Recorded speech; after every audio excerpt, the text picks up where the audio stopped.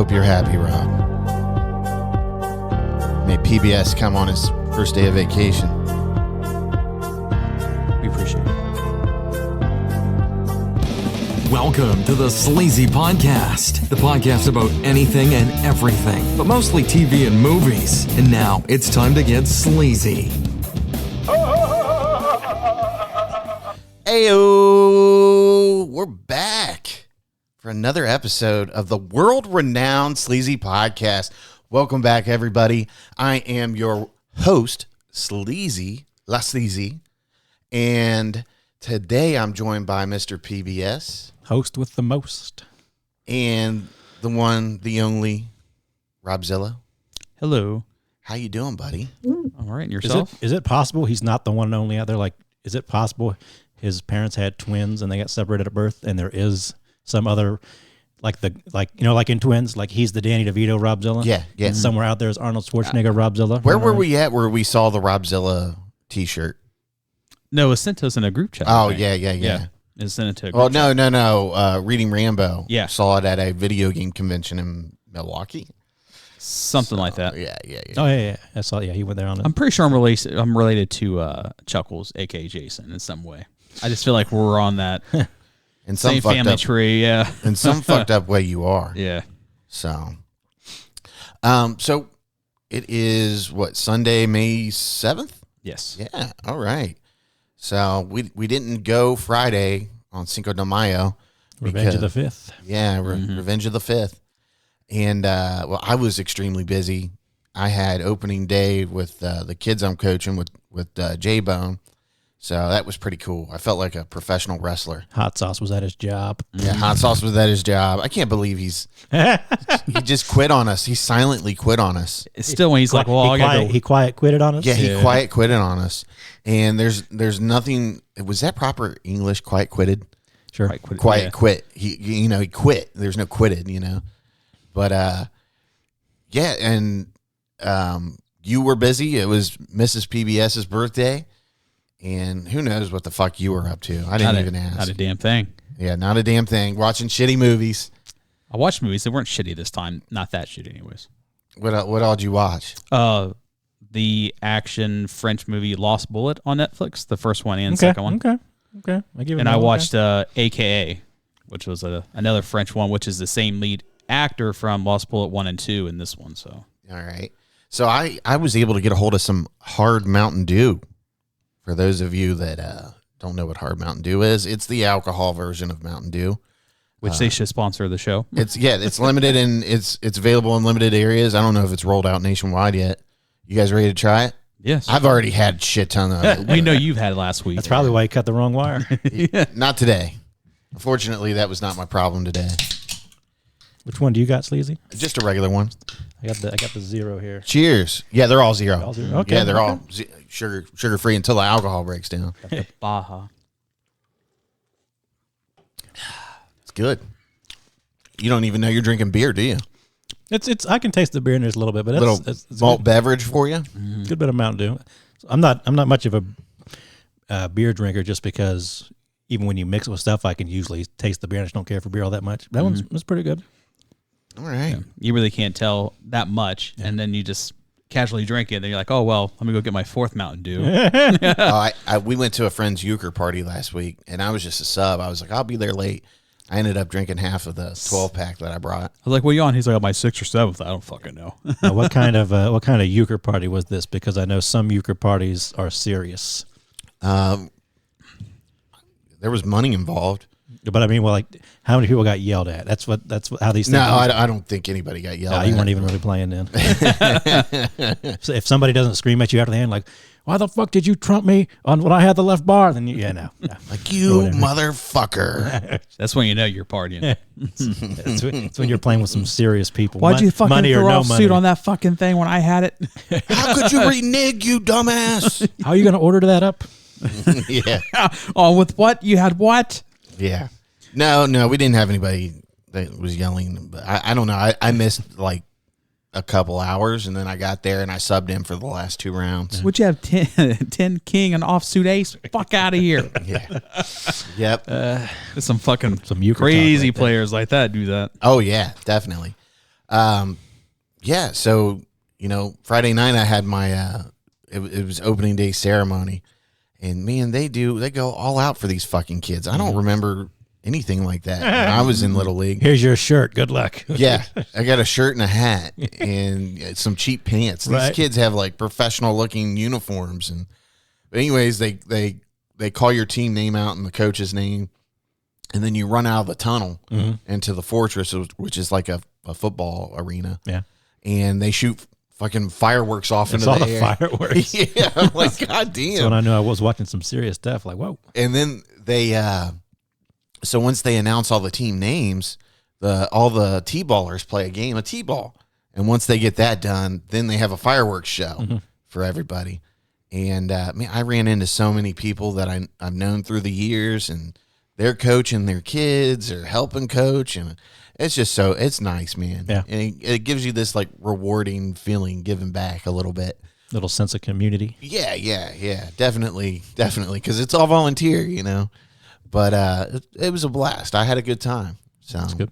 You got to enjoy it while the kids are young, 'cause here soon they'll be all grown up and they won't want anything to do with you. Right. There'll be One- little pricks. They'll be like, One day it's, hey, can we hang out with Uncle Sleazy? And next week it's, get away from me. yeah. Why the fuck are you here again, Sleazy? That fucking stupid ass millennial voting for Don Trump Jr. Don't you have a fucking life, Uncle E? Fuck out of here. Yeah, I'm on disability and I watch Fox News all day. I mean, that's my life. But no, it was fun. But man, other than that, I've been keeping busy watching some fucking shows. I haven't really watched a whole lot of movies. I did watch 2 new movies that we are going to talk about. Yes. So, little Evil Dead Rise, and we just saw Guardians of the Galaxy Volume 3 today. And I'm going to save everything until the end of the show. But it will be spoiler free. Yes. So you can listen to our reviews of that. It'll be spoiler free. We're not going to say too much or anything like that. We're just going to give our opinion and how we felt watching the movie. But I think first... Did you watch that series on Hulu that came a little while ago, The Candy, by the woman who murders her friend? No, it's funny. I haven't watched Candy, but I'm watching the HBO version, Love and Death with Olsen. Michelle. Or is it what is Elizabeth her name? Olsen. Elizabeth Olsen, yeah, Elizabeth Olsen. Well, Man, she Ashley, is hot. I asked Ashley if she wanted to come on the show. She said, "I'll come on the show after you guys talk about Candy and Love and Death." Okay. So she requests that we all watch those so we can compare and have I definitely want to watch Candy to see how different they are. And then, of course, I watched like 3 episodes in a row of Love and Death. And then I had to go and watch like a 20-minute documentary on YouTube just to see how it compares or whatever. But I love like at the beginning and at the end of every episode, this is based on a true story. Just to let you know, remind you. Well, the Candy one is, like I said, based off the true story. The Love and Death, I think, is actually based off of a book that they wrote. Yeah. And one of the guys who wrote it was Joe Bob Briggs, who used to host Monster Vision on TNT, and now he does the Drive-In or whatever on Shudder. Oh, shit. All right. Well, with that, I think it's time we're going to jump into a little bit of crazy news.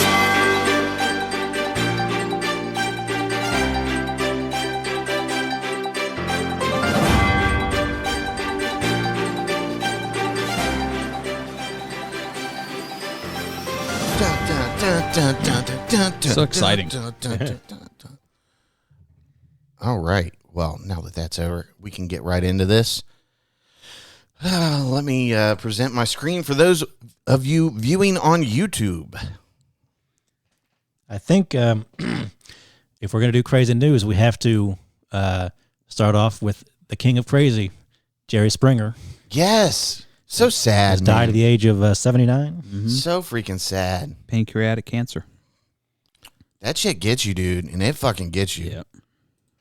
It's like a part of my childhood passed away, basically. Yeah? Oh, yeah. Whenever you're homesick, you watch the little Jerry Springer and watch a little Wheel of Fortune. Not Wheel of Fortune. Price is Right. Uh-oh. I'm That's having how some... we do. For some reason, it's not presenting on the... Oh, my God. We got a black screen of death. So it's black in memoriam. Yeah. Let me pull up this article here. I had to pull up a different one. Rob shared the paywalled New York Times in the group. Come on, Rob. I'm sorry. I just want to make sure we got it in there. That's my fault. So I'll read. This is from Variety. Jerry Springer, host of rowdy and controversial daytime talk show, dies at 79. And this was from 27th. Jerry Springer, the former Cincinnati news anchor and mayor who came to preside over the controversial and extremely profitable talk show bearing his name, has died. He was 79. Springer died Thursday at his home in the Chicago suburbs. The cause was pancreatic cancer. Jeannie Galvin, a longtime friend and spokesman for the family, confirmed to People Jerry's ability to connect with people was at the heart of his success in everything he tried, whether that was politics, broadcasting, or just joking with people on the street who wanted a photo or a word. Galvin said in a statement obtained by Variety, "He's irreplaceable and his loss hurts immensely, but memories of his intellect, heart, and humor will live on." Jerry Springer Show began its multi-decade run in 1991, and in 1998, at the height of its popularity, beat the Oprah Winfrey Show. Wow. Ratings, drawing 12 million viewers. Golly. Like Geraldo Rivera, Springer signed on for a show that he thought seemed like the logical next step in his journalism career, a show not unlike Donahue that would take a serious look at a variety of important issues. But as with Geraldo, the pressure to score big in the ratings pretty quickly meant Springer and his new producer, Richard Dominic, made significant changes to make the show stand out and draw a bigger daytime audience, as the content of daytime TV in general became much more provocative and coarse. Provocative and coarse, that's right. While the signature moment of Geraldo was a brawl between neo-Nazis and Jews that resulted in throwing chairs and a broken nose for Rivera, Springer, if not Springer himself, was more interested in sex than in politics. The Springer Show's most controversial episode involved a man, quote, married to a horse. Gerald Norman Jerry Springer was born in Highgate, London, England, to Jewish refugees from Germany. The area is now part of Poland. Both of his grandmothers died in Nazi concentration camps. In January of 1949, when Springer was just shy of 5 years old, the family immigrated to the U.S., settling in Kew Gardens, Queens, New York. He and his sister, Evelyn, grew up in a small apartment. Springer earned a B.A. in political science from Tulane University in 1965, becoming a full-fledged member of the civil rights and anti-war generation, according to a 1989 profile in People magazine, and a J.D. degree from Northwestern University in 1968. A lot of degrees there. Wow. Springer became a political campaign advisor to Robert F. Kennedy, according to a 1998 profile of Springer in Slate written by David Plotz. After Kennedy's assassination, he joined the Cincinnati law firm of Frost & Jacobs, now Frost Brown Todd. Springer spearheaded the effort to lower the voting age in Ohio, testifying before the Senate Judiciary Committee in support of ratification of the 26th Amendment. He impressed local Democrats, and at 25, he ran for Congress as a Democrat in 1970. Taking 45% of the vote in a traditionally Republican district. Beast. 3 days after announcing his candidacy, Springer, an Army reservist at the time, was called to active duty and deployed to Fort Knox. He continued with this campaign after discharge. Springer was elected to the Cincinnati City Council in 1971, but resigned 3 years later after admitting at a press conference to hiring a prostitute. It's very on brand, I guess. Springer managed to win back his seat in 1975. In 1977, when he ran again, Springer received more votes than any other candidate for the council, which meant under local law that he was elected mayor. While mayor, he initiated changes in the local jails. When neo-Nazis applied to march, Springer was conflicted, having lost relatives in the camps, but he was a staunch advocate of the First Amendment and allowed them to march. In 1982, he sought the Democratic nomination for governor of Ohio, but finished a distant third. All right. The ad knocked me off of my place. Uh-oh. We need to get you like a nice tablet. Right. So you can just sit it on the table. I should bring my tablet down for you. City Council, 1982. Springer considered runs for the U.S. Senate in 2000 and 2004, but opted against it. Wise call, Jerry. Wise call. Springer began his career in broadcasting while still an undergraduate at Tulane on the university-operated progressive format radio station. While mayor of Cincinnati, he offered commentaries that appeared on album-oriented rock radio station WEBN-FM under the banner The Springer Memorandum. We need to get like a Robzilla memorandum. Yeah. Robzilla can have his final comment. These commentaries proved popular, leading to a full-time job in broadcasting. Springer was hired as a political reporter and commentator on NBC affiliate WLWT. At the time, the station was the lowest-rated news show in the Cincinnati market. Later, after he been named primary news anchor as well as managing editor, he sought a catchphrase in the tradition of great television newsmen. With the help of some fellow station employees, he devised his signature line, "Take care of yourself and each other." Within 2 years, he was Cincinnati's #1 news anchor, together with partner Norma Rashid. He was the most popular anchor in the city for 5 years, according to Platz's 1998 Slate article, drawing 10 local Emmy Awards for his nightly commentaries, which would eventually become his final thought on Springer. So he remained a commentator until January 93, 16 months after the debut of The Springer Show. In 97, after Springer had more than time enough to become what we think of today, NBC-owned news commentator, in reaction to longtime popular news anchors resigning. In response to audience dissatisfaction with these resigns, Springer bowed out as commentator after just 2 appearances. Springer appeared in a number of movies and TV shows and played the President of the United States in the 2004 Dolph Lundgren film, The Defender. I think we kind of have to watch that now, don't we? Yeah, we have to now. Do you remember the Jerry Springer movie? Ringmaster? Yeah, that was. Ringmaster. I remember being quite fond of that back in the day. It's been so long since I've seen it. Being a young man, I was probably quite fond that what's her name gets naked? Presley. Jamie Presley. Jamie Presley. Does she really? I don't even remember it. I think she does. Yeah. That's awesome. We're gonna have to watch Well, that. she's in some tank top and panties. Or She's like the Billy. the trailer park trailer park girlfriend or whatever that comes to the That's show. like the only role she plays in anything. Yeah, she's in that role in Joe Dirt as well, isn't she? Yeah, well, and then she played it. Which My Name Is Earl, right? Yeah. Yeah. Yeah. So, and that's all she plays, man. He essentially portrayed himself in the 1998 film Ringmaster, which provided a behind-the-scenes look at potential guests who applied for the show. He hosted America's Got Talent for 2 seasons, replacing Regis, and the Game Show Network game show Baggage from 10 to 13. Okay. Twice on Broadway. The first time as the replacement for the narrator in the Rocky Horror Picture Show, or the Rocky Horror Show, for a few days in late 2001. The second time as a replacement as Billy Flynn in the musical Revival Chicago for about 2 weeks in 2009. Jerry Springer of the Opera was based on the TV show. Where in the words of New York Times, he tries to referee a quarrel among Satan, a diaper-clad Jesus who confesses to being partly gay, a Mary who is a teenage unwed mother, Adam, Eve, and God the Father wearing a white Elvis suit who belts out one of the show's signature arias. And it ain't easy being me, and it ain't so easy being me. The musical was a huge hit in London. Controversy in Britain. Financial conflict.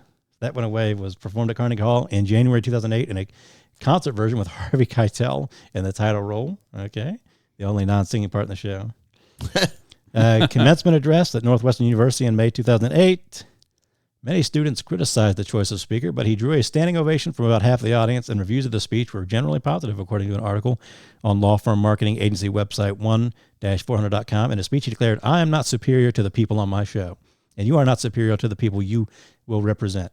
This is not an insult. It is merely an understanding derived from a life spent on the front lines of human interaction." Jerry knew what he was talking about. He sure did. Penned an autobiography called Ringmaster, published in 98. Jerry Springer was much more than a talk show host who redefined television. He was a savvy politician, pop cultural icon, and devout and loyal friend who was most proud when he spoke up for the marginalized and unrepresented, reads a statement from NBC Universal. He connected equally with both the powerful and the man on the street. Strangers would open up to him, and he loved nothing more than to give them a voice.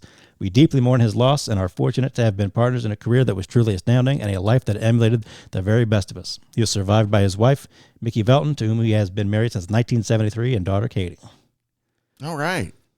Well, The Life and Times of Jerry Springer. that's right. Rest in peace, Jerry. Hey, 79's a good life, though. Yeah. I mean, pick and choose, I guess, but, some people don't make it to 55, so. And he had a successful life. Yep. And he gave us all Joy. much joy. I remember Jerry Springer being really big when we were in middle school. Oh, yeah. The day he died, I sent the YouTube link to you guys in the group chat for like the VHS of Jerry Springer Too Hot for TV, and I remember that being on like late night TV like all the time. Yeah.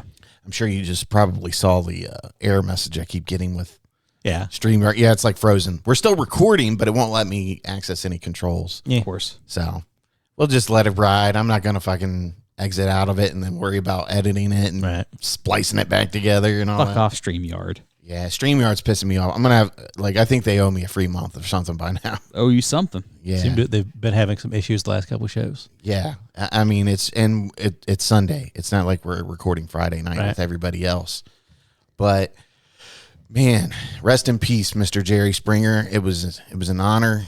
You redefined talk TV, and it was a blast watching Jerry Springer. There's got to be some kind of like documentary or docudrama out there about 90s daytime talk shows. Right. Because like you said, Geraldo got hit with the chair from the neo-Nazis. Yeah. Didn't that one guy go on like Sally Jesse Raphael and found out his girlfriend was cheating on him and he killed both of them or something? It's something like that. That was like a really big thing that happened. Something like that. I can't remember. It's been years since I've read it or heard about any of these stories.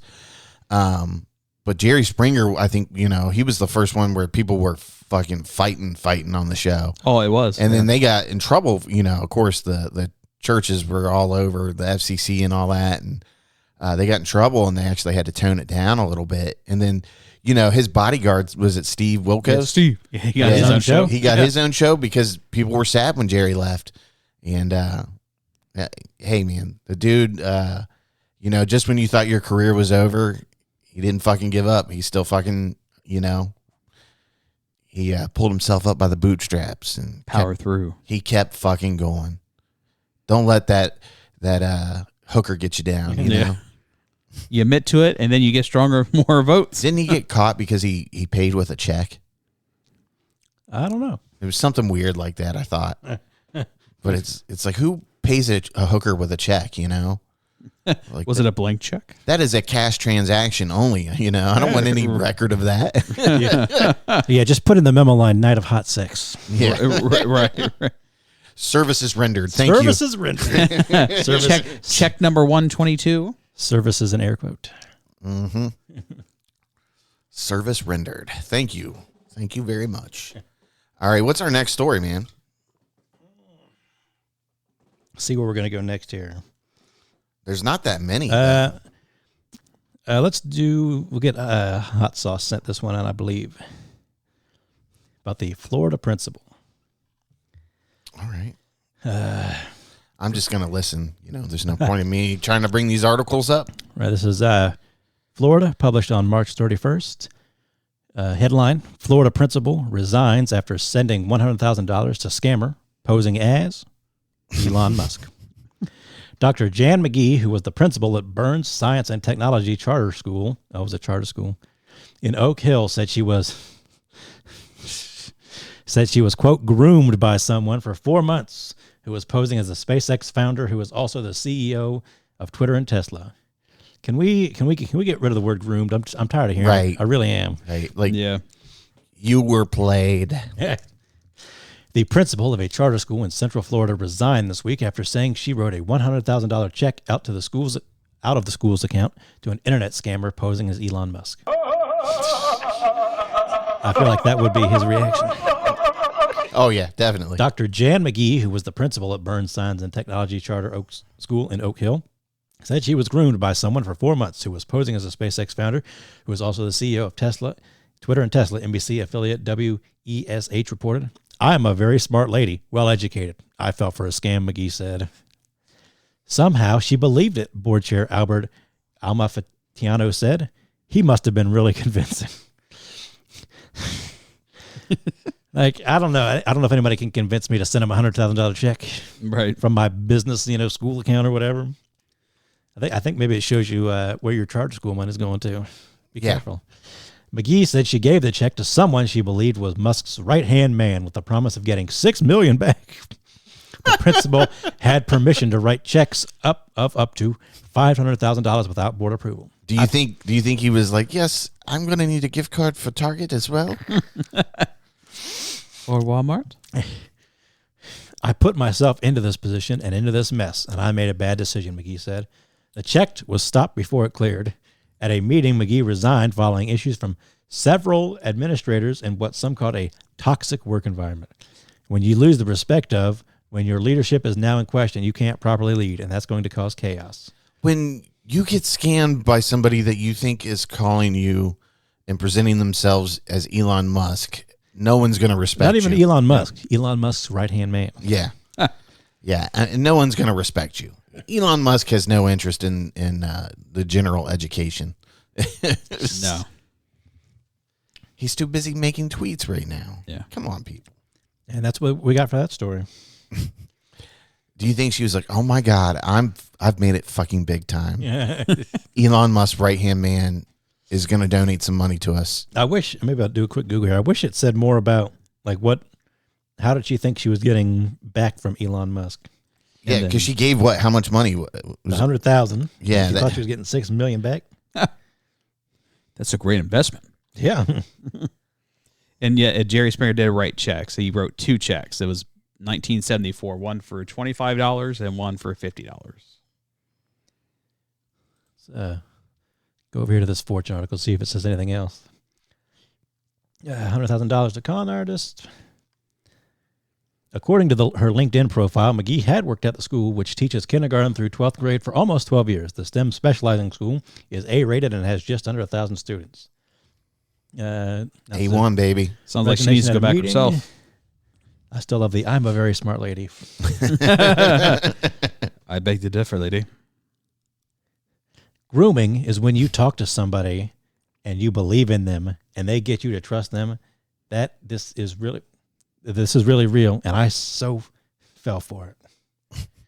Are you sure about that? Are you sure about that? Parents cheered as McGee told them she would be leaving the school. Get the fuck out of here. McGee, that would have been great. Did they make her publicly speak to the parents? She resigned at the meeting. Oh, that's great. Oh man, say you're stupid and you're fucking quitting. She had to be publicly humiliated. Oh, there's a live Facebook video of it. Oh wow. Wow. Wow. Wow. Wow. Wow. Thank you, Owen Wilson.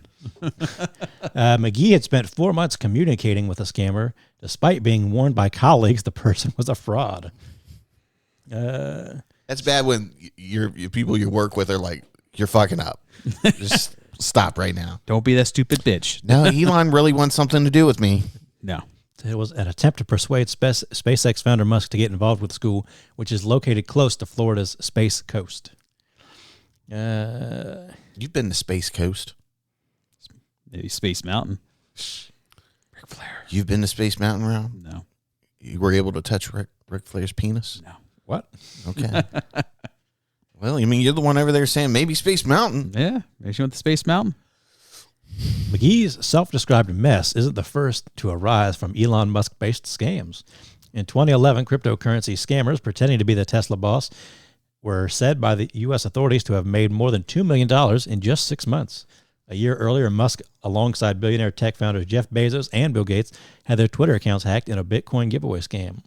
Earlier this year, Forbes detailed 25 scams driven by Elon Musk impersonaters, which have seen people targeted via social media and swindled out of a plethora of assets.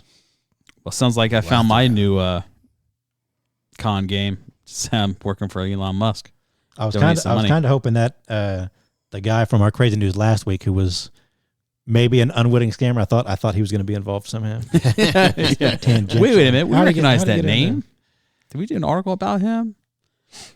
And then I got this one I found. I thought this was kind of crazy. This is posted on April 20th, updated April 21st from Missouri. Springfield man charged with demanding meat at gunpoint. Hey, man, you fucking around with that cut. You get that grass-fed beef is top tier in price. Give the man his fucking steaks and move on. Give me all the fucking ribeyes. This story does not involve Hank Hill. On April 18, Republic Police Department officers were called to a price cutter to respond to a call about a robbery in which a man held an employee at gunpoint so that he would be served meat. Larry Gene J., 70, of Springfield, is charged with 1 felony count of unlawful use of a weapon and a felony count of armed criminal action. Court documents show that officers responded to the scene and ordered Gay to get out of his truck so they could arrest him. After he was taken into custody, an officer removed a loaded semi-automatic pistol with a bullet in the chamber from Gay's hip holster. He's got one in the chamber. He's ready to go. He was not fucking around, dude. He wanted his fucking meat. One of those, hey, if I ain't got one in the chamber, I ain't ready. Right? In an interview, Gay said he went to Price Cutter to buy steaks. He told the, quote, good man who was helping him that they needed to weigh the steaks. However, the meat department was closed. Gay said at that point he showed his gun just to, quote, just to say I'm not stealing. I need you here to help me to get a couple of these steaks. I'm not going to hurt you. I just want to take a couple pictures. That's I can almost guarantee that's not the reason why he showed his gun. Yeah. It was more like you're going to weigh those fucking steaks. Yeah. Or the officer asked Gay why he thought the people in the store called the police and told them he was threatening with his gun. I don't know, Gay said in an interview. I have no idea. I thought this was America. I can't just pull my gun out in the store. you mean I just can't randomly show somebody my gun in a threatening way? This is a fucking dictatorship. Stand your ground. And fight back. The employee said, this is tyranny. The employee said he received a call from the meat department about a man packing his own meat. The employee approached Gay and told him that he could not be there. Gay got upset and said he was going to keep doing what he was doing. The employee said he was not going to help him with the meat. Once he held the gun to my throat, pushed it into my throat, I decided to comply, the employee told police. Probably a good call. He's like, I ain't gonna get shot for some fucking steaks, man. At the time of this writing, Gay was being held at the Greene County Jail on a $50,000 bond. He has not yet been scheduled for a court appearance. You know, in my retail days in the store, if I would have come across that situation, I would have said, hey, what are you doing back there? And when he showed me the gun, I'd be like, do whatever you want to do. I'm on break. Yeah, I'm on break now. Break a little early. Kind of like in, what was the movie Ben Affleck did where they were bank robbers? Is that The Town? The Town, yeah. The Town. And they're like getting ready to switch vehicles and the cop sees them all and he just like slowly turns his head back.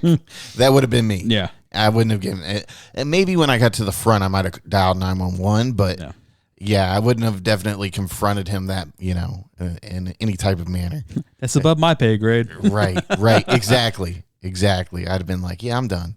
I don't love that job that much. Right. If he wants to weigh his own meat for a fucking, extremely low amount, let him do it. Man, these fucking people, they just get crazier and crazier. It's just getting wild out there. People are losing their minds. That's why you don't want to go out of the house anymore. Yeah. Fuck it. I really, I don't have a problem with guns, but I think guns have made people do dumb things. Yeah. I think I saw something on Twitter, like a guy running for the office in Arkansas or something, AI'd his face onto Clint Eastwood in the Westerns and he's shooting everybody up. Yeah. And I'm like, guns make everybody think they're Clint Eastwood or something. Yeah. Now. There's this mentality that gun owners have. It's a power mentality. Well, and I won't even say like all of gun owners, but like a majority. I have a gun. I can kill you. And nothing else matters. Like I'm invincible to some sort of degree, and I can do what I want because of it. Until they get shot, and then ow, why did you shoot me? Or until their kid steals it and shoots a school up, and then it's a big issue. But I don't know. I mean, I have a gun. I'm a big Second Amendment believer, and I don't have that mentality. Fucking psychopath. There are people. Hot Sauce is a gun owner. He's talked about it before. And there are people who I have this gun for self-defense. If I have to use it for that, I have to use it for that. Okay. Right. And there are people out there who are just like, I'm looking to use this gun. Can I use this gun on you? Can I use this gun on you? Yeah. I'm looking to do it. So give me a reason. This isn't a fucking squirt gun. The only reason why I bought a gun was to have something, for the house in case some kind of emergency happens and people start raiding homes or something, or Lord forbid we have an intruder. But I mean, what are the chances that I'll be able to get to it? And what are the chances that I'll be able to use it in a thing? But I mean, it is nice to have in the house. Mm-hmm. Yeah. But do I feel the need to go grocery shopping with it, or make sure everybody sees me with a gun on? No. Somebody could run up and take the gun off me and shoot me with it. I mean, that's how I feel about that. But I mean, I understand other people are veterans and other things like that, and they're well able-bodied and able to defend themselves and all that. Trained. Yeah, I mean, I just don't think that you need a gun all the time on you. Yeah, I think it goes back to your attitude. Yeah, and then you've got the other people that just, I mean, they just have an itching to shoot motherfuckers. Yeah, and they'll post it on social media. Like, I got my gun and this and that. I'm like, yeah, that's not a good look for you. And this is why there should be rules. Well, we had like 3 or 4 stories just a week or 2 ago. Some kid knocked on the wrong door looking for his old pick dude. up his brother's sister. The guy just shot through him through the door. That is so fucking terrible, man. Mm-hmm. Like they should fucking like. There's no reason why that guy should shoot a kid like that. Right. Should shoot through his front door for anybody. Yeah, I mean that's manslaughter right there. I mean it'd be different if the kid got into the house and broke in, was trying to hit him over the head with something, obviously, but. You don't shoot somebody for knocking at the door. And you see where he said, like, who knocks on doors anymore? Like people do. Yeah, all kinds of people knock on doors, asshole. Well, I didn't put it in our crazy news, but there was a weatherman, maybe in Texas, who said he's on Facebook. He doesn't have Twitter, but he's like a weather guy. And he put, I think I saw this. Some kid just rang my doorbell. Don't ring doorbells. I had my 6 loaded. Yeah. And it turns out she was like looking for a lost cat or something. Like, bro, what the fuck is a doorbell for? You ring it so people know you're at their house. Yeah, you make the decision whether or not you want to answer the door. Right. They just want a reason. That's a perfect example. I just wanted to fucking shoot someone, so she rang my doorbell. Get the fuck out of here. And if somebody is fucking, ringing your doorbell and you feel threatened, call the cops first and give them a warning saying, get off my property, Like you two guys kind of live in neighborhoods.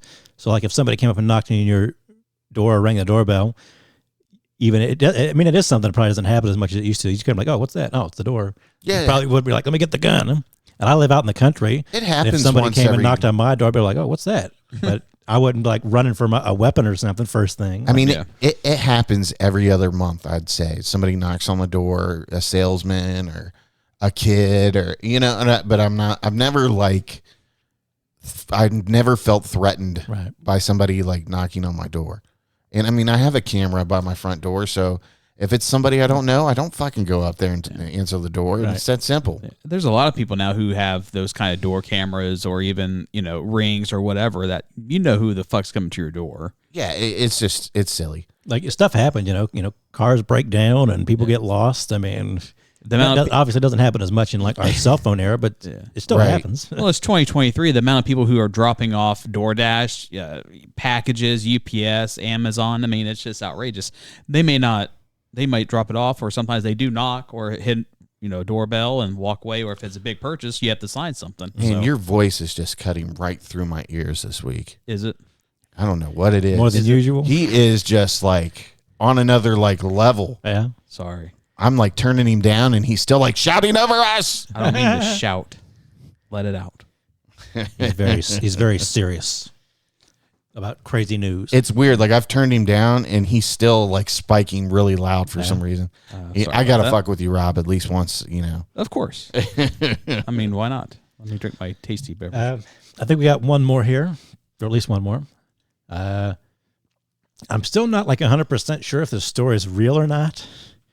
But this is from Yahoo. I found this one. I think the one we put in the planning group didn't work for some reason. Attendee has, quote, loud and full body orgasm during LA Philharmonic performance. Oh yeah, I did. I think I sent that to you guys, didn't I? Says the post attendee has loud and full body orgasm during LA Philharmonic performance reported first on consequence. Let's see if we can find that. That's crazy. It was somebody in the audience, right? Right. Allegedly. I'm still not, like I said, we'll see what it says there. I'll have what she's having, what's she listening to? And the Los Angeles Philharmonic performance of Tchaikovsky's Symphony No. 5 seems to have done the trick. Concert goers are reporting that someone in the audience of the Walt Disney Concert Hall last Friday night delivered a loud moaning sound, which allegedly was an orgasm. That's what I want to know. How do we know the difference here, just between the ecstasy of Tchaikovsky and a loud full body orgasm? A woman in the audience had a loud and full body orgasm during the 5th second movement, tweeted Magnus Spines, a composer and music producer who was in attendance. Band politely carried on. Props to L.A. Phil and Pyotr Ilyich for bringing it on. In a report from Los Angeles Times, attendee Molly Grant was quoted describing the sound as a scream/moan. She saw the originator of the sound too and described her as a woman, heavily breathing, sitting with her partner. Quote, her partner was smiling and looking at her like in an effort not to shame her. Greg told Time. It was quite beautiful.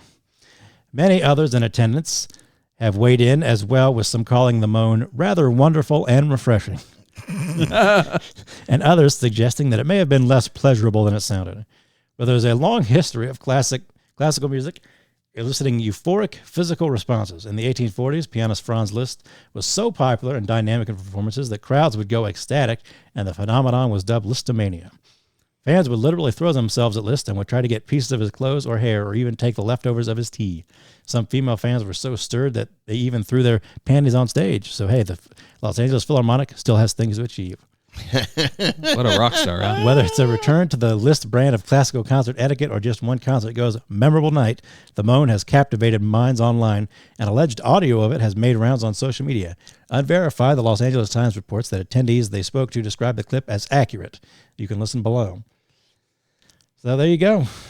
Get out to more concerts, ladies, fellas. Even I don't know. Do you think her partner had like those vibrating panties on and probably the remote, the button got stuck or something, and she was just getting off, and the partner was conducting their own symphony? Right. Man, you're just so good at those one-liners, dude. The symphony of pleasure. It just comes to him naturally. You notice that? It's smooth, isn't it? Like, it had taken me 10 minutes to think of that. And I don't know. We're going to talk about Vice News here. Yeah, we can do that real quick. Okay. Our timer is broke, so. Let's see. This is from the Daily Mail. Vice Media prepares to file for bankruptcy as it becomes the latest company to collapse with dwindling revenue and interest. This just blows my mind. This was some of these aren't always as shocking, but this is kind of shocking. Yeah, and I mean, it's not like Vice News is just some shithole news company. Like, they've done great stuff. Great documentaries. Great. They had a great channel on cable TV. Right, they got the news. They got, like you said, the documentaries. The Dark Side of the Ring stuff's on there. Yeah, I mean, they have great content. I mean, it's just mind-boggling to me. Go ahead with the article. So here's like the highlights from the top. Vice, founded in 1994 in Montreal as a free magazine. By 2017, it was valued at $5.7 billion with 3,000 employees. The company had a cable network, more than a dozen websites, 2 shows on HBO, an ad agency, a film studio, a record label, and a bar in London. Maybe that's where you're going a little wrong, getting a little thin there. Yeah. Vice has struggled in recent years. The respected CEO, Nancy Dubuc, left in February, and the company is now reportedly preparing for bankruptcy. More than 5 companies have expressed interest in acquiring Vice, the New York Times reported on Monday, but the chances of a sale are seen as increasingly remote. The decline of Vice comes a little over a week after BuzzFeed News announced its closure, and 3 months after Vox laid off 130 people, representing 7% of the staff. If a buyer is not found, Vice's largest debt holder, Fortress Investment Group, could end up controlling the company. There's always some investment group that seems to reap off of these companies going bankrupt. Vice would continue operating normally and run an auction to sell the company over a 45-day period. Fortress holds senior debt, which means it is first in line for a payout. Other investors, among them Disney, have already written down their investments and are not getting their money back, sources told the paper. Vice Media Group has been engaged in a comprehensive evaluation of strategic alternatives and planning, Vice said in a statement on Monday. Okay. The company, its board, and stakeholders continue to be focused on finding the best path for the company. The company, founded in Montreal in 1994 as a free magazine, reached its zenith in 2017 and was seen as an avatar of new media. Its founder, Shane Smith, rocked the establishment with his brash approach and provocative style, venturing personally to North Korea and cartel-controlled Mexican Badlands to film rollicking documentaries.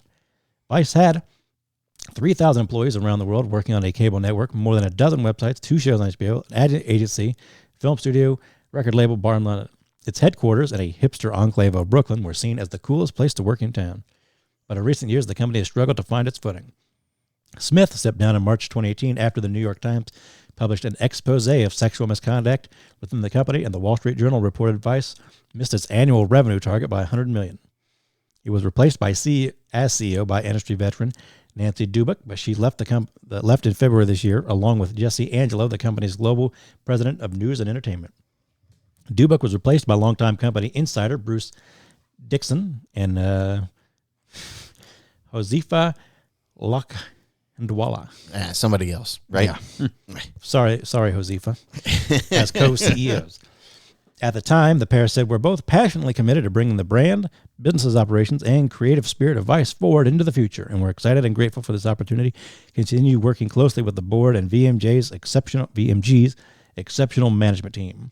This is an era of tremendous change for media companies, and Vice's unique brand of news, entertainment, and lifestyle content has never been more relevant. We look forward to building it on its success will be the next exciting chapter for the company. And the next exciting chapter is Chapter 11. So there you go, Vice News, dude. Possibly filing for bank. How do you, like you said in the group chat?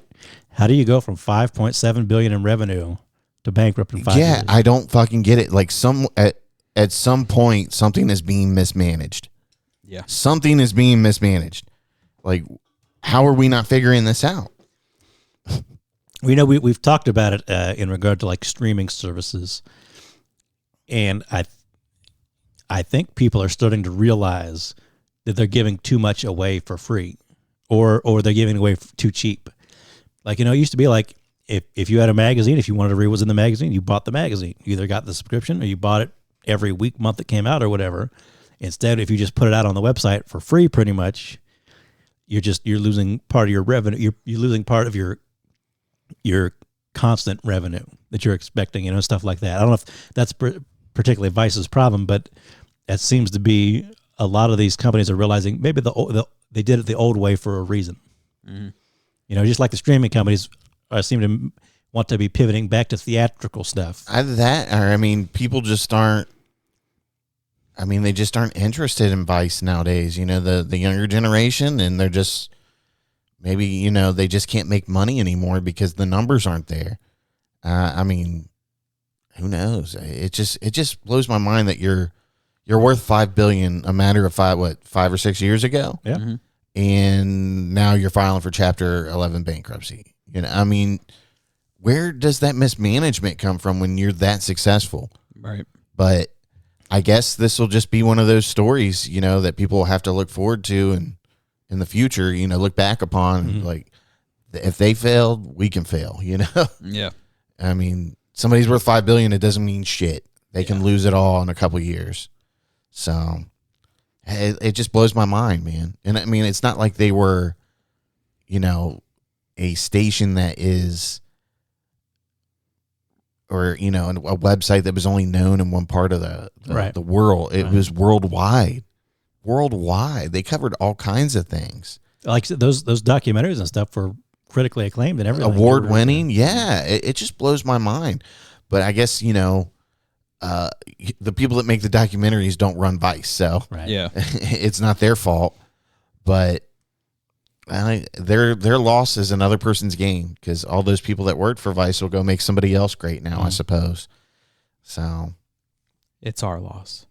Yeah, it is our loss. Just keep my Dark Side of the Ring coming. Yeah. Does this mean we're never going to get Dark Side of the Ring again, or are they going to move it somewhere else? I feel like documentaries like that are just too good to pass up, that someone has to pick it up. I hope Hulu just picks it up, since it's on Hulu to begin with, Yeah.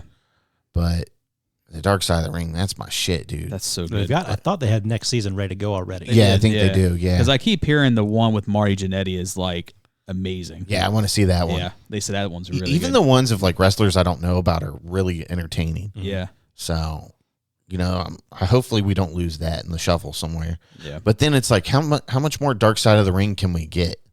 Like, haven't they covered all the tragic stories in wrestling? There's probably so many more obscure wrestlers that they can probably do some more stuff with. You know what I mean? Well, hopefully they keep making it somewhere. So, or hopefully somebody buys Vice out and keeps it running. Yeah, that would be my hope. So, all right. One more bit of crazy news that I noticed you put in there, Sleazy. Okay. From IGN. Millions of people watched the entire Super Mario Brothers movie on Twitter after a user uploaded it using the Twitter Blue subscription's new feature to post long, high-quality videos. I saw that the other night, and I was like, hilarious. Unbelievable. Where was I when this video was playing? Right. I've put it in our group chat a couple times jokingly that I've seen people streaming movies on like TikTok. Yeah. Oh, yeah. Some of them look like they're in movie theaters, and some of them might be just doing screeners. Right. But they just put the phone up, aim it at the TV or the screen or whatever. And I told you there was Super Mario, there was Air. Yeah, fuck those assholes, man. By the way, Air comes out on Prime this week, May 12th. So May 16th is Dungeons and Dragons. If you hadn't seen that on Paramount, yeah, Yep. I'm ready to see that. That looked really good. It looks like a fun flick. Okay, so people streamed Mario on Twitter. We got some great crazy news out of that too. It's me, Mario. And I bet Elon Musk just laughed about it. Like, big deal. I don't fucking care. He don't care. Yeah, but how do you stop something like that? By the time it's already happened and people are watched it, by the time it gets taken down, the damage is done. So it just blows my mind that we can do these things. The whole Twitter thing is. They need to make something sillier. like a cell phone jammer in theaters or something. Whenever something like that happens on Twitter, I just keep thinking him when he's smoking weed on Joe Rogan. Just like he just doesn't fucking care. Like, fuck cares. Honestly, they should just put like lock boxes in every theater and just have an attendant there. Like, you have to turn your phone in if you want to see the movie. You should get like a ticket or a key that you have to bring with you, and then you have to get your phone out. Yeah, there's nothing wrong with that. I need my phone. No, motherfucker. No, you don't.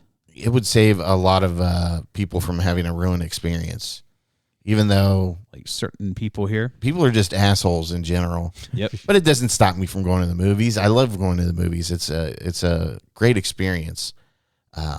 Just because somebody might ruin it in certain parts doesn't mean I'm having a terrible, terrible experience. Well, there's a lot of talk. There was a video going around of like a woman at a concert just like screaming the lyrics of the song. Yeah, I saw that at a Like Taylor Swift concert. I thought it was Taylor Swift, and she's just like totally ruining the experience of like everybody around her, because that moment was all about her and her. She, like I said, she wasn't singing the lyrics; she was flat out screaming the lyrics. them, yeah. Right, and that's people. So I many saw people the like video that. of it. Yeah. So many people are like that. Like this is about me. Yeah. Like no, you're somebody's comment was, you are not the main character. It's a shared experience, and I don't think people understand that. Like when I went and saw Evil Dead Rise with Rob and Greg, there was this lady next to me. She was an older African-American lady, and she sat down next to me, and she goes, she was going back and forth with her daughter before the movie, and she looked over at me, and she goes, "You don't mind if I shout at certain parts?" And I'm like, well, I mean, I don't mind if you shout when you're scared or something. Yeah. She fucking talked through the whole fucking movie, gave her commentary and everything. Like, I don't need to know every thought you have in your fucking mind, and you certainly don't need to say it out loud. Right. You're not in your living room, people. You're sharing a screen with 50 other people, something around there, right? But they just don't fucking need to hear you. It's one thing to be like, oh shit, but there's nothing wrong with that. There's nothing wrong with having a reaction.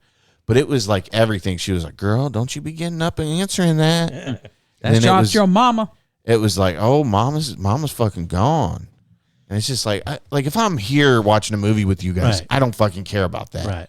But when I'm in the movie theater, like, just shut the fuck up.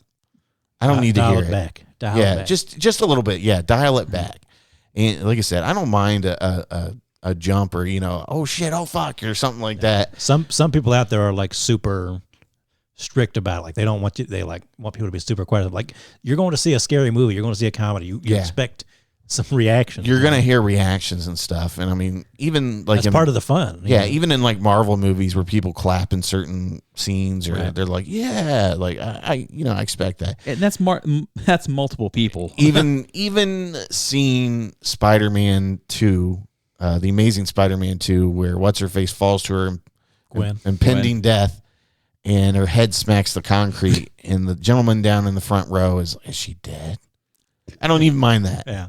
But when you talk and you add your own commentary, it really fucking bothers me. Like, this isn't Mystery Science Theater, Like, shut the fuck up. I remember you said that. I was like, that's fucking true.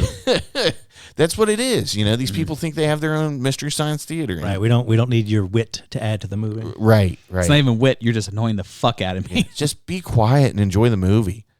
But, okay. So, crazy news is over. We're going to go ahead and move along to our next segment here. We're at 54 minutes. Forgot I have a counter down here on the board. So, like I said, I've been watching shows like a motherfucker. And one of the shows I came across on Amazon Prime was the show From. And He's going to act like he just came across this, Rob, without giving you no credit for it. listen. Rob had mentioned it a month ago or something? Weeks, like a couple weeks, couple weeks maybe, ago, yeah. like that. So I watched it all last week. And I remembered it, and I came across it on Amazon Prime. But I didn't know it was on Amazon Prime. But when I saw it, I immediately was like, oh, that's the show that Robzilla likes. And so I fired it up, and I think I watched like 4 episodes right off the bat. But for those of you that don't know anything about From, these people, they get lost. It's almost as if it's like Lost, because it's from the producers from Lost. Yeah. But they're always driving, and they come across this. They're like driving in these back roads, and they come across this tree that blocks them from going any further. So they have to turn around and go back. And then before you know it, they're circling around this town, and they end up getting stuck in the town. But anyways, they can't stay out after nighttime. Like when it gets dark, they have to get inside. And if they don't, they get terrorized or eaten by like these ghost figures or something. Some kind of creatures or something. Yeah, it's like they seem like ghosts, but they're not ghosts. They're like creatures. They tear these people inside out. Yeah. It's graphic, surprisingly. I didn't realize how graphic it was. Yeah, what's his face? Let me pull IMDb up. He's from Oz. He's played in the Matrix movies. Harold Penn. I can't pronounce his last name. He was in Lost. Yeah. Too. He plays Boyd Stevens. Harold Penn. I can't pronounce his last name. Well, let's go to IMDb here. I don't know where it tells you how to pronounce their name on IMDb. Yeah. Harold Perrineau or Perrineau? Something like that. Isn't Sounds it French. Yeah. Perrineau. I think that might be close. Yeah, I think that's kind of... Is an American actor best known for his roles as Michael Dawson on the television series Lost. He was in 3 seasons of that. Yeah. So, and he's been in Romeo and Juliet, The Matrix Reloaded. 28 Weeks Later. I forgot all about that one. Yeah. But, he's one of those actors that shows up and I'm like, oh, I know that guy. Yeah. You're like, oh, I remember him from this, But, man, phenomenal show. Mm-hmm. Fucking phenomenal. Like, I love creepy ass shows like this that make you think. Like, you just don't know where the show's fucking going. It's very suspenseful, very creepy, like I said. And the acting's really good in it. I mean, they have a great cast. Yeah. And he's probably about the only one that you'll recognize. Mm-hmm. But it's great, man. And it's not an Amazon Prime original, but they have the first season on there. And it was on Epix. Mm-hmm. But they've rechanged Epix, I guess, to MGM Plus. Yeah. Which, I don't know how you guys feel about it, but I just think that's a waste of time. Like, why did they have MGM Plus? Amazon owns MGM, don't they? Right. So why don't they just get rid of that and put it all on Prime? Makes sense. More money, maybe. Yeah, another or even just do it like I think Amazon owns Freevee, like just do it with commercials or something. Yeah, I don't get it. I really don't get it. Like, we have these thoughts and we see the common sense in it. So why don't these people that get paid millions of dollars to run these companies see this? Is it a rights issue? Maybe I don't. Yeah, well, I mean, they own it. They can just shut it down and move it. Right. Or they just want more money, and that's the way they do it, for another subscription. Or? I think that's what we can make another subscription and disguise it, and people will pay $6.99 for it. Yeah. Well, guess what? I'm not going to do it. I'm going to wait until you put it on Prime. Yeah. I'll wait till you put it on Prime, or I'll wait till the season's over, then I'll do a free subscription and just power watch it, and then get the free trial on Amazon. That's what I'm planning on doing. And then because I remember hearing about the show, and I saw a trailer for the new season, and it says first season now out on Prime. I was like, oh, okay. Yeah. And that's how I found out, and I turned it on. I remember seeing things about it before you had mentioned it, but it just never crossed my mind because I was like, it's an Epix show. I'm not paying for Epix. Exactly.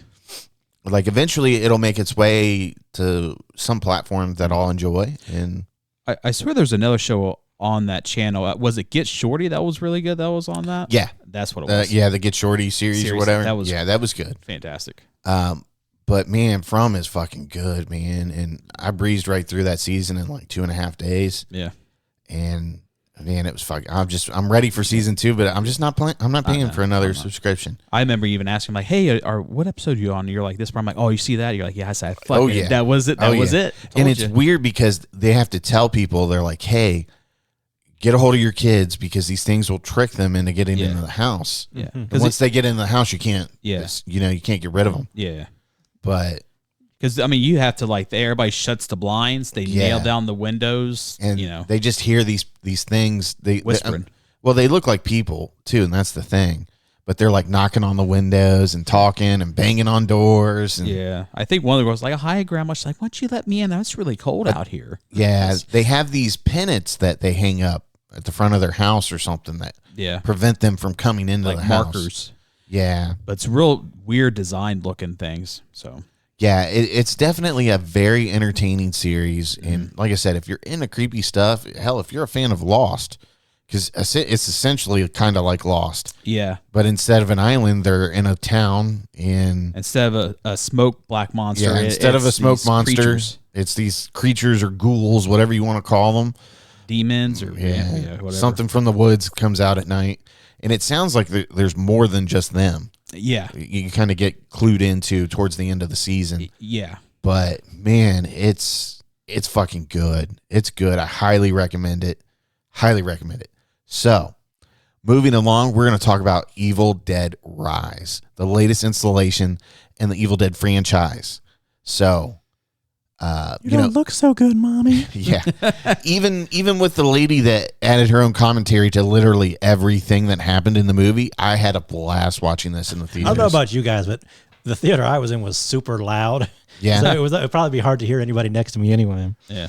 Well, we were on a super screen, and it was still, but I mean, she was right next to me, and she was just, she just commented on everything. And people would just run up and down the aisles too, just wouldn't shut the fuck up. Yeah, people kept getting up and. This is a rated R movie too, so it's not like there's a bunch of kids running around either. There was, I mean, teenagers, but and here's the thing: people have this like, they have to Snapchat somebody back if they get a Snapchat in the theater. Like, I don't want to see you taking or recording video or a picture of yourself for your fucking vlog. It can wait. It can fucking wait until the movie's over. But anyways, the latest Evil Dead movie is fucking amazing, man. I really enjoyed it. It was, I mean, just from the get-go to the end, the pedal to the metal all the way through. And they, how they did it this time was interesting, and how they intertwined it with the other Evil Deads. Yeah. So it kind of fits in with everything. But and then there was a Bruce cameo, or Bruce Campbell cameo. Yeah. So if you're a big Bruce Campbell fan, you'll have to like listen, and it is a listening cameo, not a seeing cameo. Yeah, you have to listen very carefully to hear Bruce's cameo. But man, I fucking loved it, dude. And that girl that played the main mom, Alyssa Sutherland, she's going to be a horror icon now. Yes, she is. She's been on Twitter or whatever talking about how much she loved shooting the movie and everything. And she says she doesn't even really watch horror movies either. Yeah, well, I mean, she was great. Fantastic. She did a great job. But man, it was creepy as fuck. Dude, the first scene was creepy as fuck to me. It was gory as fuck. Yeah. I mean, I really want to rewatch it like right away. Yeah. Like as soon as I can, I want to rewatch it. Like that's definitely one I'm going to order a Blu-ray for. Just to say I have it. I mean, I have all the other Evil Deads on Blu-ray except for the remake. Well, I guess you can't even call it a remake now. The 2013. Yeah, the 2013 one, which I rewatched that before this one. And I really fucking liked it, man. It was good. They're both really good. Yeah. It's very rare where you get two movies that are like remakes. They're that good. I almost believe now, after watching Evil Dead Rise, that person was a plant in that screening that they had where he got up and he was like, this fucking sucks. Oh, yeah. There's no way. And Bruce Campbell was like, get out of here. Yeah, I don't know. If you're an Evil Dead person, I don't see how you don't enjoy this movie. Right? I mean, it was just very good. And like you said, if you're an Evil Dead fan, you're going to like it. You may not love it, but you're going to like it. I have not actually seen the 2013.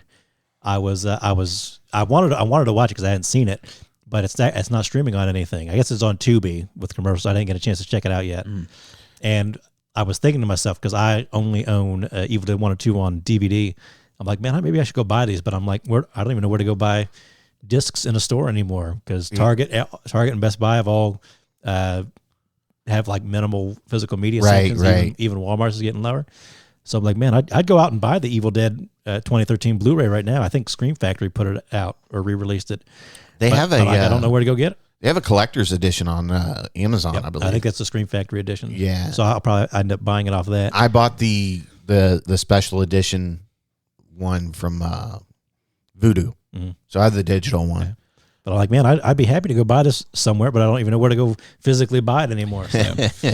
Yeah, it sucks. It really is a lost. I don't know how you would say it, but it's just a lost part of retail now. I was ready to go spend some money. Like if you told me the theater I was in was 100 yards from a Best Buy, if you'd have told me that Best Buy, I'd have gone right over there. Right. There's been times where I've wanted to go buy a couple of Blu-rays, but I'm like, I don't know if they have this. And then you see it's only online, and I'm like, oh, well, if it's only online, I'll just buy it on no point Voodoo. in going. I'll just buy it on Voodoo, and it'll be on my Voodoo account until they get hacked or they lose half my movies again. But and it's that joy too, like when something comes out, you going and getting it was the an DVD. event. Like, yeah. Oh, I'm getting off work on Tuesday. I'm going to go and get the new release movie that I want. I'm going to get something good to eat, and I'm going to go home and I'm going to open it up, crack the seal, take it out, look at the book, and look at the design on the disc, and then put it in and have my dinner and watch a good movie. It's like you can't get the plastic off quick enough. Yeah, watching, you're like struggling, like, fuck, get it off. Kids today will never know the trick of opening CDs and DVDs Struggle. with the bottom of a table. Yeah. I remember when I learned that, I was like, this is so much easier. Like, my life is so much easier now. Thank God. Or their silver pull tab and it didn't fucking work half the time. Yeah. What the fuck? Getting the disc out, too. A fresh disc out sometimes. Hear that click sound from the whole... So satisfying. It's like pure joy. But, man, I gave this 4 out of 5 stars on Letterboxd. I give 4. So, I mean, it was fun. It was good. Great gore. I mean... Great horror movie in general. Scary moments. Yes. There's quite a few. You like, presumably most people will like the cast, Right. You are interested in what they're doing, and they're people, they're not just some character or whatever. So that was all really well done. Yeah. A lot of throwback to the older movies of the Evil Dead series. Definitely. Very So I've seen like 3 or 4 wood chippers since seeing that movie. yeah. All I can think about is a wood chipper now. But it's a staple of the Evil Dead universe. Yes, it very much is. But I like that main girl, the mom. She was so great at playing the Deadite. Creepy and everything. Yes. You like her when she's a mom, so you're sad. Oh yeah, definitely. When it all goes down. You're like, man, she's still even hot for a Deadite.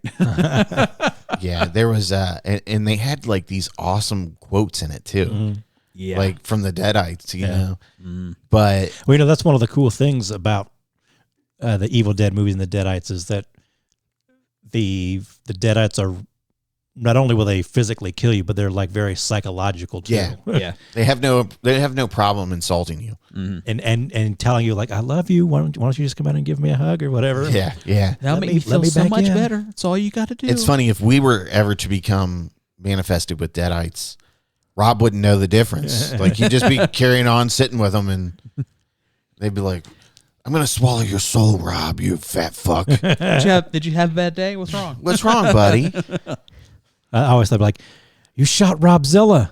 He was a Deadite. I don't think he was. Oh, well, shit. Must have been a bad day for Robzilla. He usually doesn't insult me like that. I thought he was possessed. The whole time I'm watching the movie, though, I'm like, this son looks like a trans person. I was kind of... I was like, I just kept thinking it the whole movie, and then I came straight home and I Googled it, and sure enough, it was a trans actor. Yeah. So I was like, oh, that's cool, you know. I was getting that vibe that the person was. I was like, it just doesn't look like a teenage boy. It wasn't. It was. It's not like in your face, right. That's Definitely, but it's just enough to be like, wait a minute. Yeah, I just was like, is that a trans actor? And then, you know, I went home and I looked, I was like, oh, that's cool, you know, because there's always that argument that trans actors don't get enough work. So it's nice to see a trans actor in a very mainstream movie, I guess you could say. Yeah. I I just looked at it, I was like, that's just a teenage kid. I mean, it's not thrown in your face. It's a fucking kid. It's just, I don't understand why it has to be that way. Yeah, the real travesty is that they're a DJ. Fucking DJs. Yeah, fucking DJs. I want to be a DJ on TikTok or something. That'd be cool. So I'd be like, oh, there's George. This one's for you, George. Then hit the... That's the drop or whatever right there. Yeah. Remix.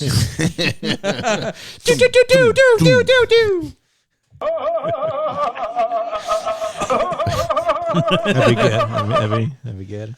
We should do that, like find a song to just like randomly... Well, we did it for... when I was Willie playing, Nelson or whatever? Yeah, Willie Nelson, always on my mind. You should put that on a vinyl with Chuckles Laugh, and I get you some kind of fucking like message backwards and like demon, like a dead eye. It's not particularly mentioned in the film, but I guess they're going off of the 3 Necronomicons from Army of Darkness. Yeah. So each of these are different books, and they have like different creatures that come from the books. Right. I that's what I got from and the they don't pictures. particularly tell you that in the movie. You kind of guess that a little bit, and you read about it later. Yeah. So I thought that was kind of neat that there's more than one book out there. If you look when they're flipping the pages, and I think he mentions it on the record, then you hear about that. Okay. Well, even the director comes out. He said this all happens in the same timeline, just different parts. He's like, so there's 3 different books. So he wants to eventually intertwine it where it all comes together with all. But the is books. it going to be not? I wonder if it's not connected to the original Evil Deads, or if it is. And then it seems like they kind of keep going back and forth. Yeah. Seems like sometimes it's like I'm definitely done with it, and then I'm like, well, Yeah. Are you really? Because I mean, obviously Bruce Campbell's getting up there in age, so I've heard things where it is and it isn't, and I'm just like, yeah. But either not way, that not that it particularly matters. no, it doesn't matter. Just keep giving me more. I'm happy. And I really like the book design for this one too. Yeah. It's very different from what the past ones have been. It had like those creepy ass little teeth on the side. As a lock, basically. Yeah. It was good. It was very well done. I'm very impressed by it. I really like the setting, like the apartment building. Yeah, it's the like creepy it's ass like an building. old building. It's very almost gothic in a way. Mm-hmm. There is a very obvious Stanley Kubrick Yes. elevator reference that you're just waiting for it to kind of happen Right. for most of the movie. And if you're a movie fan, when it finally happens, you're like, yeah. I remember when I saw that, I was just thinking in my head, PBS is going to love that part. Yep. That was a really fun part of the movie. And like you say, they do use the characters use some of Ash's lines again. Yeah. Obviously not in quite the Bruce Campbell manner, but there's a couple of them in there. Yep. Definitely. Nobody got called a she bitch, and I was kind of waiting for that one. But Yeah. Let's go. I really want to She rewatch Army of Darkness. And that's funny I because haven't rewatched it in years. And I actually remember seeing that in the theaters, and I had no idea about Evil Dead 1 and 2 at that time. I remember renting that. I mean, my uncle showed me all the Evil Deads growing up as a real little guy. So, I mean, I always remember the cellar door, but I remember watching Army of Darkness with him, and it was just one of my fonder memories. But I fucking love that movie, man. Oh, yeah. It'll always be special to me just for that reason. Yeah. But yeah, I definitely need to give that a rewatch. So yeah, but I was really into it. I liked it. Thought it was good. I only gave it a 3.5. I could be willing to push that up to a 4 on a rewatch maybe. But I was really into it. It's got like this little bit of like scratchy music in it, like the score. Yeah. It seems like I've heard it before somewhere. That kind of kept coming back in. That was really cool.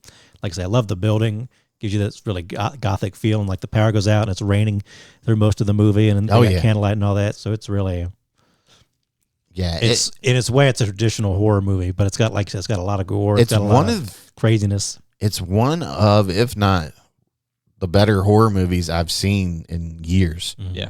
In years. So anybody that talks down on that movie is just being a hater. There was some younger ladies sitting maybe like 4 or 5 seats down from me in the corner, and there's a couple times where there's like, oh shit, and jumped and everything. That's always fun to see a movie like that with people who kind of get scared about it. Yeah. Oh, I love that. It's great. But it sounds like we all unanimously recommend Did Hot Sauce see that? I don't know No, if he did I or don't not. think he did. Yeah, I think he's going to see the other movie we're going to talk about Monday. I think he mentioned, but I don't think he's seen Dead Rise.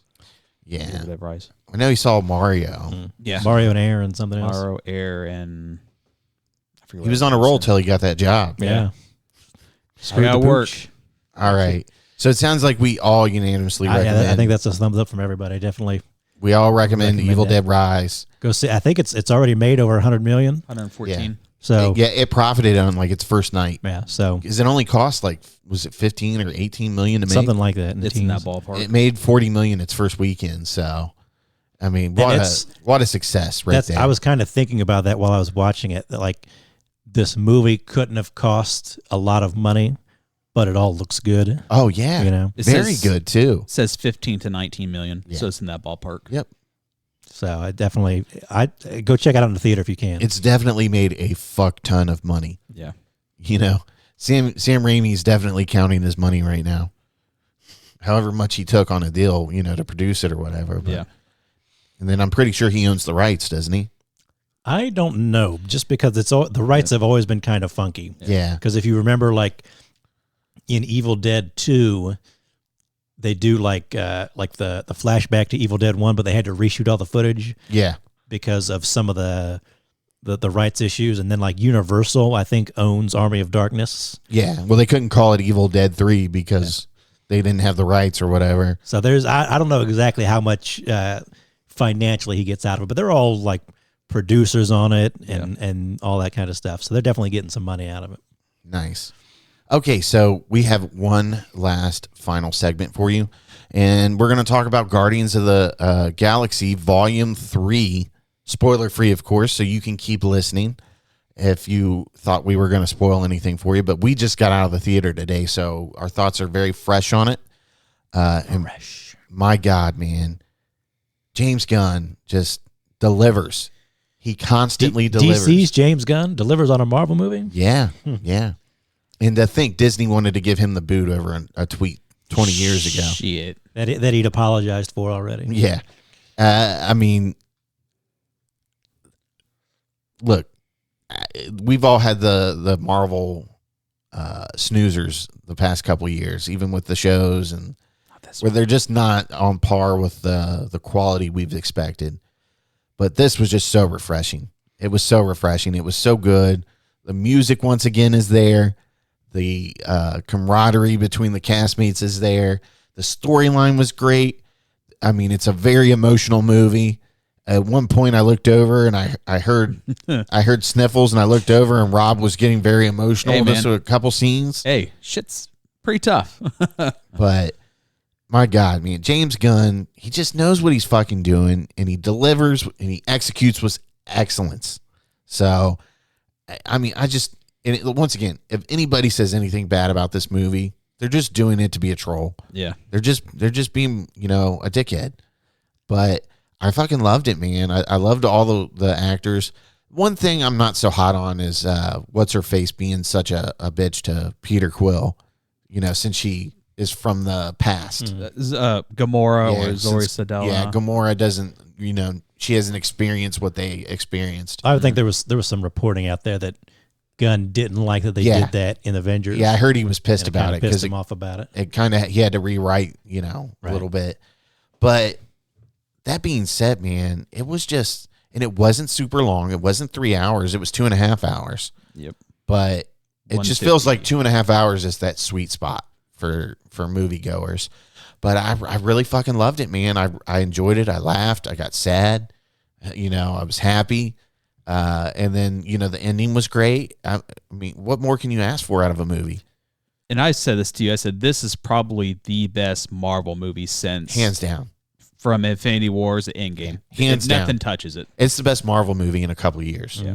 And it doesn't really play into anything else that I could tell.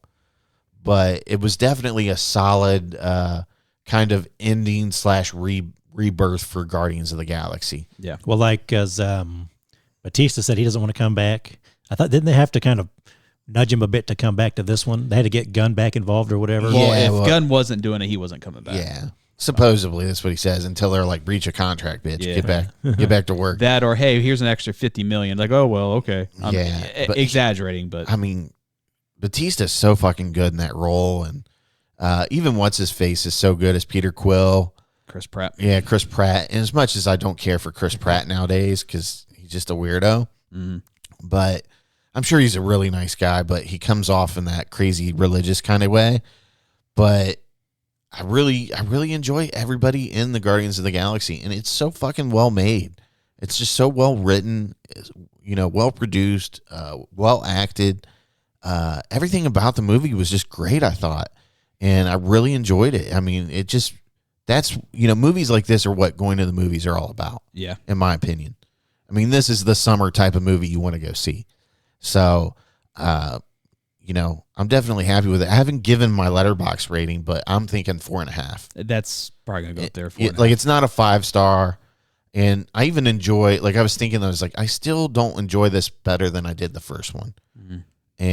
But that being said, it was really, really refreshing again.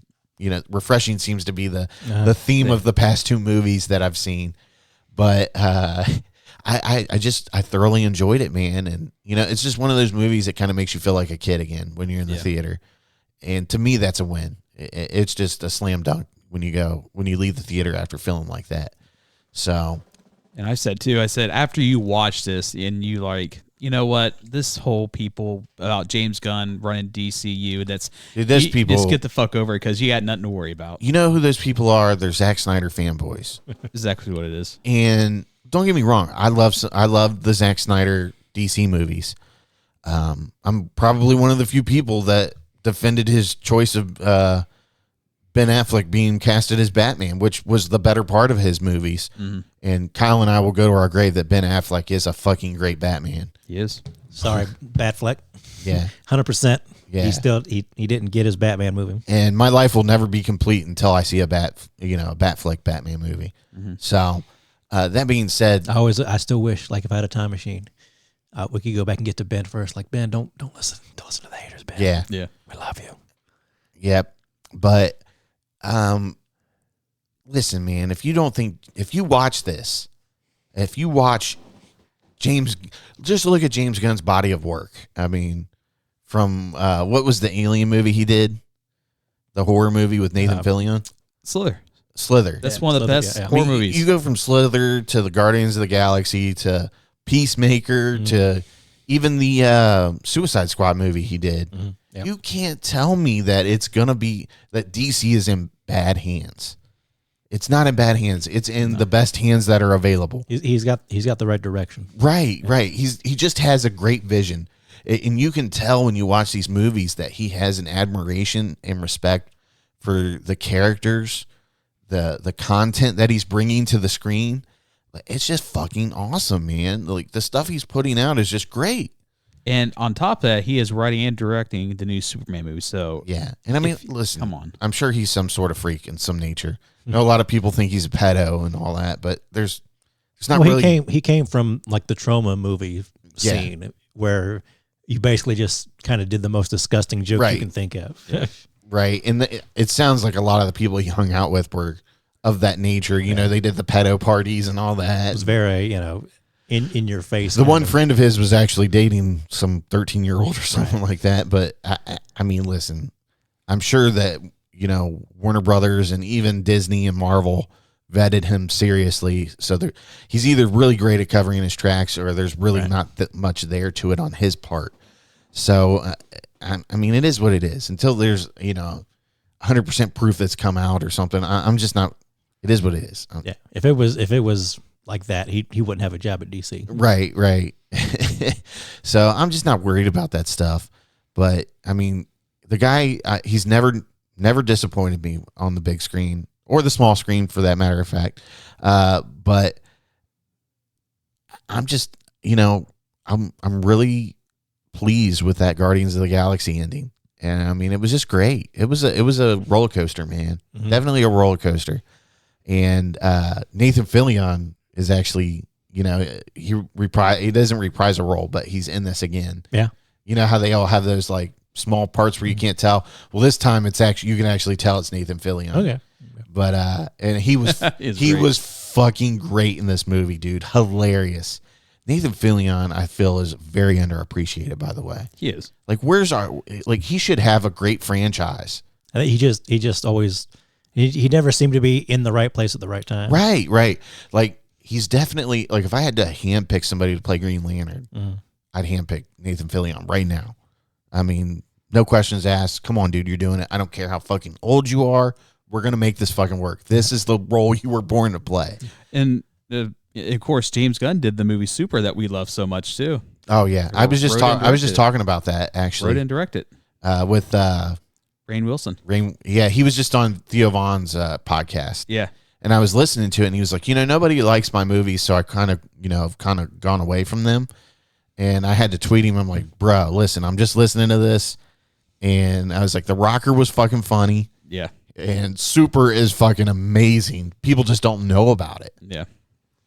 So that being said, nobody butts. That was a great part of that movie. Smack that dude with a fucking wrench. No butts. Smack. No butting in line.